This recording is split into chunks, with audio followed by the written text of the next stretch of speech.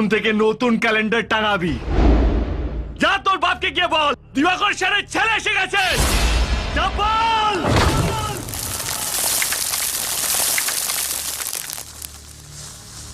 হয়তো ভগবান তোমাকে পাঠালো বাঁচাতে আমাদের।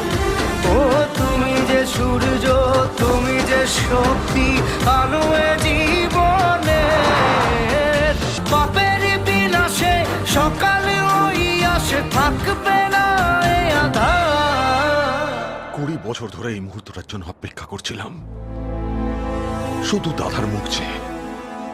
আর ভগবানের কাছে প্রার্থনা করছিলাম একজন কি বাসক মাথা উঁচু করে দাঁড়াক। ভাবতে পারিনি তুই ফিরে আসবি আর আমাদের মাথা উঁচু করে